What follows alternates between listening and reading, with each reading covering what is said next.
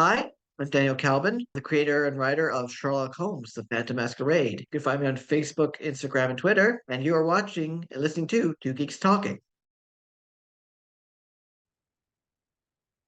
Good morning, afternoon, evening, everyone. Two Geeks Talking is an entertainment industry interview show where we interview the creative people from the comic, film, TV, movie, and video game industries. And of course, I'm your host, Kurt Sasso. We are joined today by a returning guest. It has been far too long since this guest has been here. Feels like at least 2 or 3 years. Very talented writer. He has created a new series called Sherlock Holmes, The Phantom Masquerade. We're joined by the ever-talented Daniel Kalban, of course, the writer of the series. How are you doing today?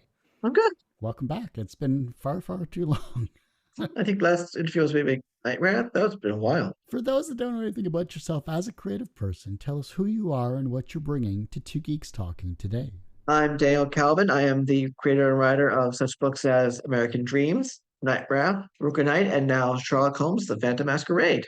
Because these two figures are in the public domain now, I'm surprised I haven't seen more works by talented writers like yourself with these two genres. I'm glad that you're bringing these two together. Yeah, it's interesting because the Phantom's been public domain for probably almost a century, if not longer. The book was written in 1910 as a serialized thing in a French newspaper, and then eventually novel put together as a novel. But Sherlock Holmes didn't really go into full public domain until what, 1 or 2 years ago? Yeah, something like that. And so there have been Sherlock Holmes Phantom of the Opera pastiches before, mainly as novels. There's some comics out there, but it's mainly, let's take Sherlock Holmes, drop him into the events of the original Phantom of the Opera novel Hook. It usually cuts out a couple of characters, like the character of the Persian, who is the main detective figure other than Rao, who's standing in the original novel, but he's often cut in general from most adaptations, unfortunately. Like in the musical, his functions may be replaced by Madame Giry. And even in the very almost faithful 1925 silent film version, which originally was the character was supposed to be the Persian, but in the reshoots and the rewrites, he was turned into the character of Le Deux, member of the Sûreté.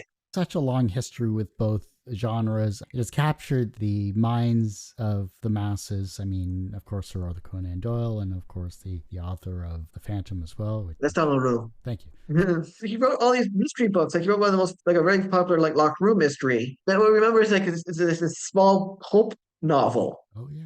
which fell into public domain pretty quickly. It wasn't a huge success, and then all of a sudden, it just becomes this pop culture phenomenon, starting with 1925's Lon Chaney film. What was the spark that ignited the idea for this unique crossover between Sherlock Holmes and the Phantom of the Opera? So I originally was writing a different Holmes idea, basically going after a kind of a Ripper copycat. And I put it to the side. I didn't think it was that.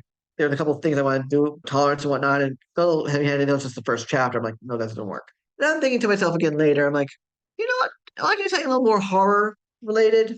But like I wanted to do a Phantom of the Opera adaptation before, but that already has been done quite well at A Wave Blue World did a very good adaptation of it, so they beat me to the punch. Well, the ideas of linking the Sherlock Holmes, and the Phantom would be interesting to me because they're two of my favorite characters in pop culture. But I said to myself, I can't just make it a pastiche. They can't just make it, Holmes in Phantom of the Opera. That's been done countless times. Nicholas Meyer wrote a really great novel, which I started reading after I wrote my first script, where it's basically Holmes during his time away from London because of some of the death, ends up, being a violinist in the Paris Opera House and has to investigate the Phantom on behalf of Irene Adler, who's, wanting to protect Christine. But there's been other pastiches like that done before. So I don't want to start retreading old ground. So I started to think, what can I do that'll make things more interesting? And then this plot involving Christine and Raoul's son started coming into being. I'm like, that's the way to do it. It's a sequel. It's a sequel to the original novel. It has to be the novel and not like the musical or any other real film adaptation, except for maybe the 1925 version, because that's the only film that's in public domain. It's definitely interesting because, everyone gravitates towards the films, but there was I believe a version in the 80s that was done as well, too, that was fairly well received. And then, of course, the musical just expanded upon that, and it was really well done overall. These are two iconic characters. Why are they so important to you, and why did you want to blend them together in your story? I think I always had a fascination with them. Like Sherlock Holmes, you can't escape it being if you're in the English speaking world. And also Wishbone, PBS Wishbone. Like I always had a fascination with Sherlock Holmes as a kid. So when my mom was pregnant with me, the publishing company she worked for was the American publisher for the companion novel book to the musical. So like stuff about the musical, the script, the behind the scenes. So they published that in the United States. So she, when she was very pregnant with me, went to see the Broadway company, the original Broadway company. So I probably heard that company in utero. There's always been this kind of idea of Phantom and Sherlock Holmes always in the background of childhood, just being a New Yorker. You can't help but escape from like the last 35 years until last year. Phantom. You can't escape it. So it's just like two characters that's always just fascinating to me, and really fun characters just to mesh together because they're of the same time period. They're of the same Korean melodrama kind of aspect. And it's also good for some nice gothic horror. I mean, you got to love the architecture, the setting. I mean, there's such beauty in the darkness that is these two worlds that I'm glad that you're able to at least bring it to this comic. But I'd like to point out there's another fictional character in this first issue that's from a popular work of English fiction. I'm not saying who, because that's supposed to surprise. But he's an important character for the sake of our plot. Darn you. That means I have to pick up the book, obviously. And that was already a given, so it works well for me.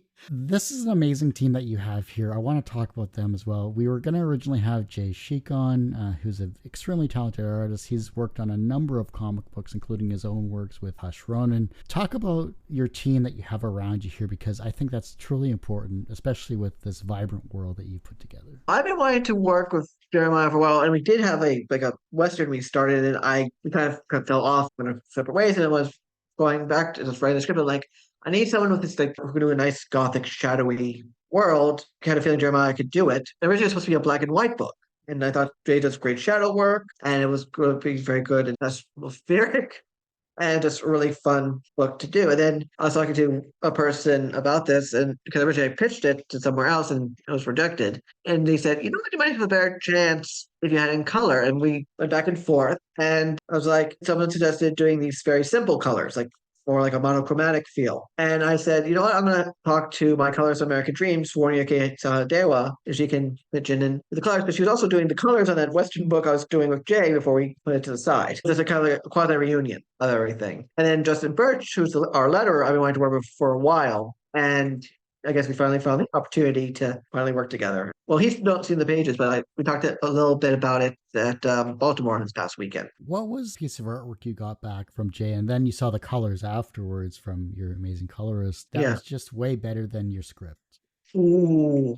Well, without going spoilers, a certain figure comes back into Holmes' life during what may or may not be a drug-induced state. And I thought it was going to be like a simple, like hallucination. And Jay, later Warnia for colors, really brought up the horror aspect. Like, oh, this works. This has worked better than I thought it would be. Because I also give it being a different angle in that panel. And then Jay is just so it's a straight on look, like Holmes' point of view. If Holmes on his hand goes like this, and it just works great.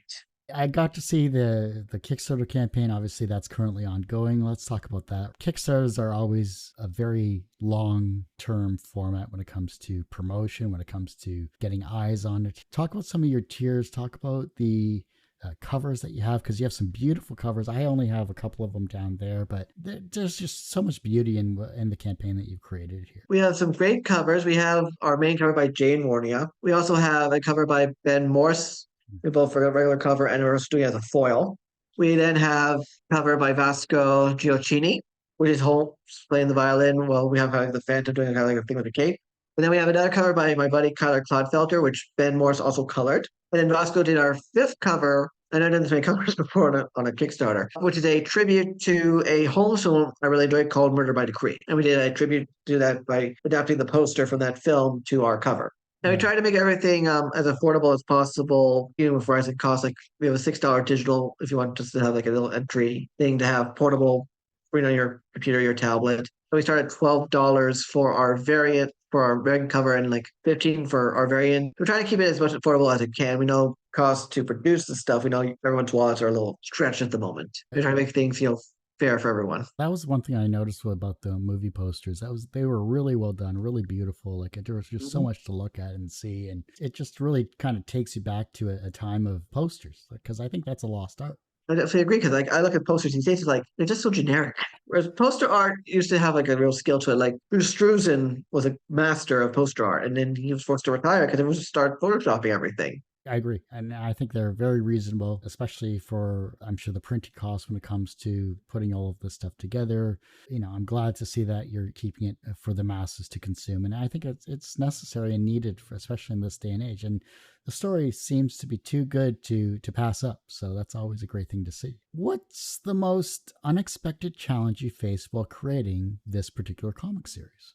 Well, there's two things, and they all connect down to Andrew Lloyd Webber. So Andrew Lloyd Webber, back, let's say, nearly 10, 15 years ago, decided to make a sequel musical to his Phantom called Love Never Dies, which also has the character of Ron Christine's son in the mix. So, okay, anything I do with that kind of character, I have to be completely different from Andrew Lloyd Webber's characters, which is a good thing because that musical is not good. It's not a great sequel to Phantom. It's not.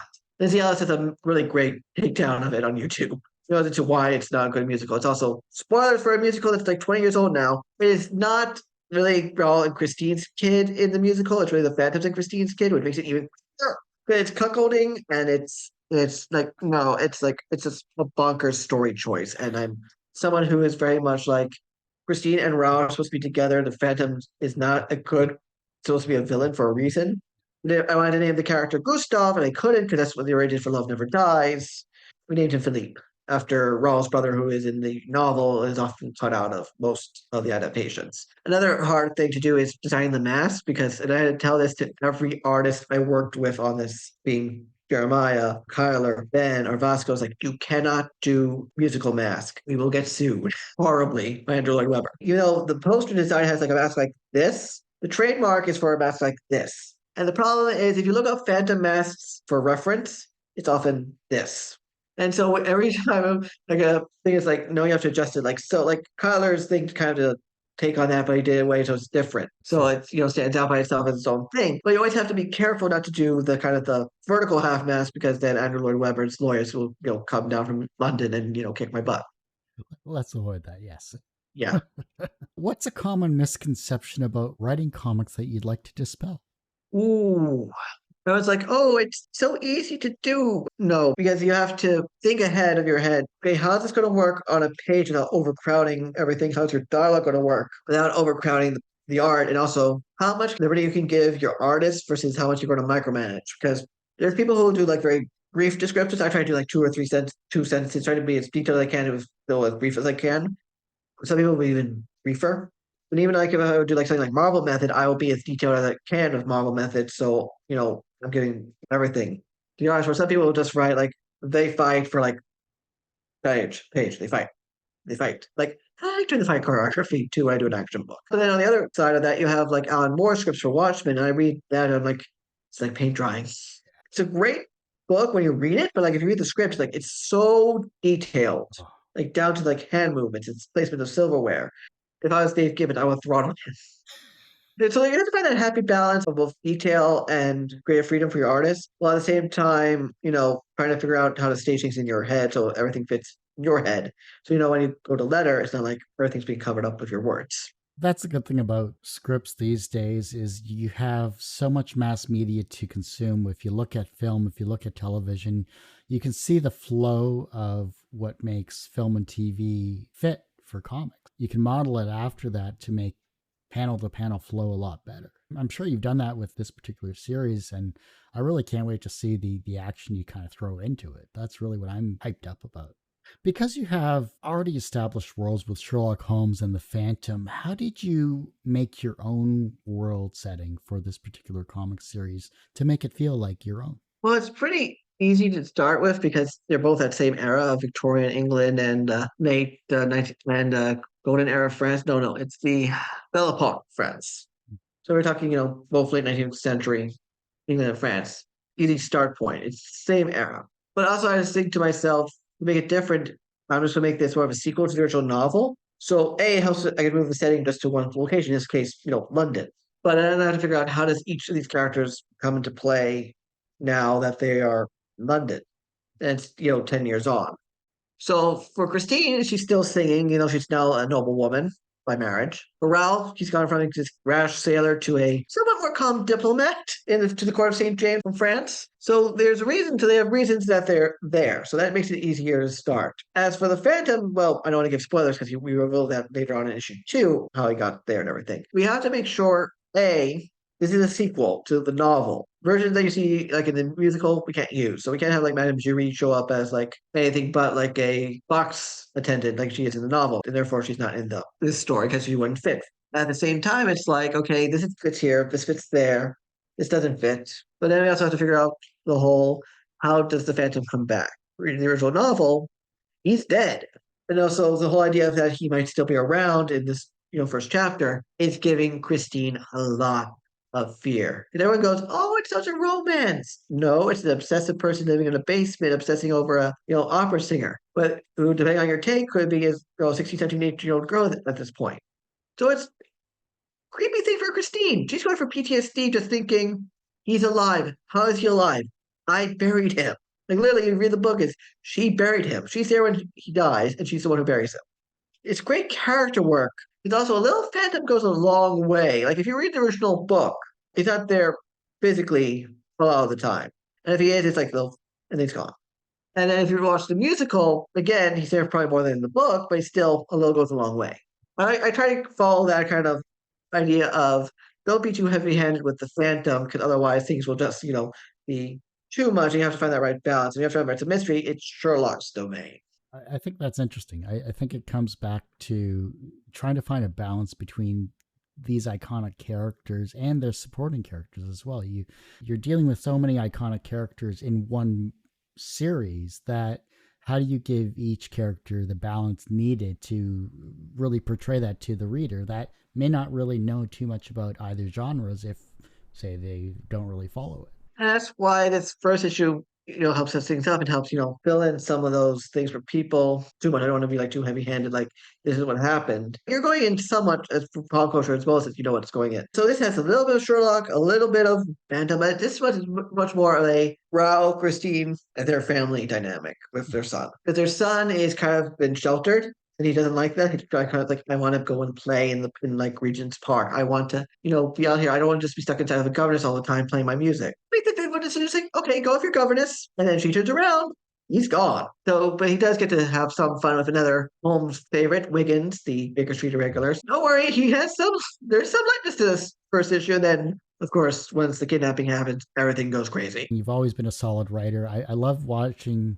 at your social media. You're really promoting it. You're really engaging with a lot of people. And you're looking towards the future of what you want to write as well, too. And we can touch on that a little later. But I really think that you've established yourself as a solid writer for these past, many years I've known you, at least. So I can't wait to see what you're going to do in the future with that. Because you're such a writer of many different genres here, what is a habit or routine that has been crucial to your productivity as such a writer? Well, it helps that I write a lot of notes, even when I don't have time to sit down and write. I just open up a Google Doc, even at my day job, and I'll got to like this idea here, this idea here.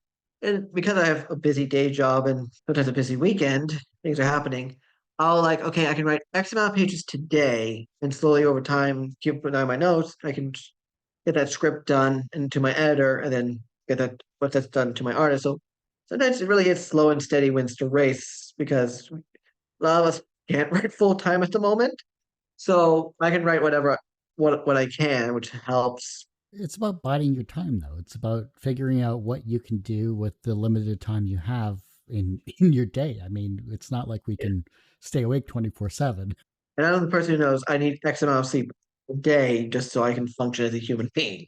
People find me like, why do you go to sleep at like such early hours? I'm like, because like I know if I don't get like 8 hours of sleep, I will be like functioning at work. Because it doesn't help I don't drink coffee either. So it's like I need the sleep so I have enough energy to get going. I just don't like the taste. Which is funny because I like tiramisu, but I don't like the taste of actual coffee. The business side of comics is difficult to say the least because it is a multimedia avenue. It's not just about putting a book together. It's not just about writing a book and then hoping the masses find it. It's really a networking opportunity. What have you done, especially with the crowdfunding and the marketing side of things, or who have you had help you with this particular series? Because I think that's interesting to note. So I'm teaming up with Joey Galvez and also Mr. W. Moore from Geek Collective to help promote this. They're also helping me with some logistical stuff and whatnot. But help having some people help, push and promote it. But other than that, it's just me posting about it constantly, talking about it constantly, talking to my fellow creators about it, and you have to keep pushing it. Like even though it's going to exhaust them, it's going to exhaust you. You have to keep pushing it. Right now, the social media algorithms are just so horrible. So you have to, cut through the noise and just keep pushing it until you're like, fine, we'll get it. There's enough of it. As long as there's not a restraining order, you're fine, right? Yeah. And it also helps I was at Baltimore Comic Con last weekend. I was at Terrificon last month. I had little flyers made up to promote the Kickstarter both in pre-launch and shortly after launch. So hopefully that helped also get awareness from people who normally wouldn't see my, social media. So, what has been the reaction then when you were handing out these flyers or when you were talking with people that were interested in this particular comic series? Like, what were some of their questions for you? Like, well, they didn't have much questions, but as soon as they heard Sherlock Holmes versus Phantom of the Opera, they're like, so I have to double check the what we've gotten from the QR codes yet, but definitely when they hear the word Sherlock Holmes going up against the Phantom of the Opera and they see the art, they're like, okay, I'm interested. It's amazing to see what you put together. How many issues are you thinking for this particular series? And is there going to be maybe a collected edition whenever you're completed? So I was thinking of 6, but someone talked me down to making it 5. So actually, I was having insomnia at Baltimore Comic Con, and I'm like, okay, if I want to make this work, especially if I want to like pitch it, because if you want to get it to like a publisher, they want like 5 issues, 4 or 5 issue series. I said, okay, this gets cut here, this gets here, this gets moved here. This character may survive for another day, much as I wanted to, off for the thing of the story. It might not work for this, but it could work for a sequel. And I do want to do a collected version down the line. Thinking hardcover? Or are you thinking like soft? I like to do both because like I did that with American Dreams, so I did the self-published version of the trade. I did a softcover and a hardcover with different price points. So it'll be interesting to try both. Like I'd like to see if I can do like a cloth-bound hardcover, but that might be too expensive. Because I really love like the library editions they did of Hellboy, the nice cloth-bound hardcover. That might be a little too much, but to give that kind of like old school feel. If you really like the old copies of like Sherlock Holmes and the Phantom, they're cloth-bound copies, right? And I'd like to point out this is the Crimson Casebook of Sherlock Holmes because ideas for sequels already. Some monsters I do want to bring out, like Frankenstein's monster, Jekyll and Hyde, Wolfman, well, werewolf because Wolfman's copyright, so on and so forth. Like, there's a couple of classic monsters I can't do because those are technically not, public domain. Like Creature from Black Lagoon is not public domain character; it's a solely universal creation, so I can't do that, unfortunately. Loch Ness monster in human form? Do something like kind of like more like a Shadow over Innsmouth Fishman thing, maybe. I mean, there is a Sherlock Holmes versus Cthulhu Mythos game out there, so who knows? Apparently, it's a really interesting video game out there. I've heard of it. I've never played it, but I've heard it's a good, really creepy game. And you are being Sherlock Holmes going up against, Lovecraftian entities. There's a year one version of Sherlock Holmes, and then there's the original one. Yeah, I think it's by the same publisher. Yeah. So it was really well done. Because I played it all because I was obsessed with it, and the voice acting was amazing. The graphics were beautiful. Like it felt like you were looking at Jeremy Brett in a video game. Like it was that level of, okay, this is cool. I like this. It's really funny that we know Jeremy Brett and Sherlock Holmes, but we also have fans for one other major film that I'm aware of. My Fair Lady. He's Freddie Einsford Hill in My Fair Lady. He's the male ingenue. Ironically, he doesn't sing his own part. He's dubbed. Unfortunately, like Audrey Hepburn was dubbed by Marty Nixon. So it's funny that I believe he also was Watson for a play of Sherlock Holmes in the United States, I think called Crucifer of Blood, opposite Charlton Heston as Holmes, and he was Watson. And a couple years later, he gets cast by the Granada TV studios to be their Holmes. I can't see Charlton Heston as Holmes. Me neither. But like they cast him, I think in the Los Angeles production. I think when I came to Broadway, again before my time, they cast someone else in the part. Apparently, a young Glenn Close was in the cast too. Oh wow! Researched here. What was a fact that you didn't know about Sherlock Holmes or the Phantom of the Opera that you were like, wow, this is something I didn't expect? It's more of like how the timing works because the Phantom of the Opera, the novel, isn't quite the sequel time. So I had to look up, okay, like what year did it come out? Was taking place? So it lines up within like 10 years difference. Means that Holmes may have been somewhat aware of this case beforehand. Kind of interesting. Also looking at the groundwork, you could say, for World War One at the time, because a lot of the diplomatic, alliances at the time were being made, result in World War One. And this is a plot point that does start to build as we get further into the series, including a couple of crass remarks by Holmes about such alliances Mycroft would not approve of. And yes, Mycroft will appear eventually. Because he has to, because he's such a so he's not going to be like the Mark Gatiss character. I'm trying to make him more like the original version, though there might be some, fan theories out there that might be reflected in Mycroft's portrayal. It's really funny because I think Charles Greyhound, I think most people know better as either the commander of the AT-ATs of Hoth in Empire Strikes Back, or the Nazi-aligned businessman in Last Crusade. It's best known for playing Mycroft not only in the Granada series, but in the 10% Solution, the film adaptation of again a Nicholas Meyer Holmes pastiche novel. Also in that film was Nicole Williamson as Sherlock, who we might probably know best as Merlin from Excalibur. Alan Alda, I think it's Sigmund Freud. Robert Duvall's Watson. Laurence Olivier as Boyardi, and Vanessa Redgrave as the kind of the damsel in distress. Both the novel and the screenplay were written by Nicholas Meyer, who, of course, we all know best as a Star Trek writer and director, I think in fan circles. And Nicholas Myers has written like 5 Holmes novels. The 7% Solution, The Canary Trainer, which is a Phantom of the Opera pastiche, West End Horror, The Adventure of the Peculiar Protocols, which as a Jewish guy is an interesting one to me. I need to read that. And most recently, The Return of the Pharaoh. They're written as alternative adventures that are the real adventures that have been hidden away by Watson's stuff. So, by Watson's dispatch box has hidden away. I just love the fact they got Laurence Olivier to play Moriarty. It's a very small part in the movie and in the book. I'm not going to spoil it because it's an interesting twist on probably two of the probably the most infamous of Holmes stories. And the fact that a major character is Sigmund Freud, it's a great and fun book. It's a great and fun movie too.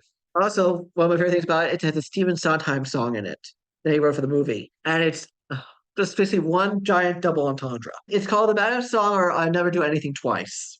What's your idea what kind of song it is? You know, Daniel, we can definitely keep on going here, but is there anything that I haven't touched on you'd like to showcase those that are watching and listening to this interview before we wrap up this interview? Well, as always, please support the book. Please support, what I'm coming down the pike. I have more American Dreams and Knightwrath and American Knight coming down the line. And just always read and support good indie comics. And where can we find, of course, this campaign and yourself online and on social media? You can find my campaign on Kickstarter currently. We are active through October 17th. You can find me on Facebook at Daniel Kalban, on Instagram at DKalban, on Twitter, we're not going to call it X, at Daniel Kalban, and pretty much DKalban everywhere else. I also have a Substack, kalban.substack.com, where I post maybe like once a month about things going on. I need to do it more, to be quite honest, but sometimes once a month is enough. That's what I do. Yeah. Well, Daniel, like I said, that ends this particular episode of Two Geeks Talking. I want to thank you so much for coming on the show. Thank you for having me. You can, of course, find Daniel's past interview and all of these other interviews, at least 1,200 plus others, on our website, tgtmedia.com or twogeekstalking.com. That's TWO, not the number 2. That's not a website you want to go to. Our website's going through a revamp because I'm only one person. So go to youtube.com/TGTmedia. That's always updated. The podcast is at twogeekstalking.podbean.com or just search Two Geeks Talking wherever you get your podcasts. And as I say every week, everyone has a story to tell. It's up to me to help bring that out. Thanks for listening and watching on Two Geeks Talking. Bye, y'all.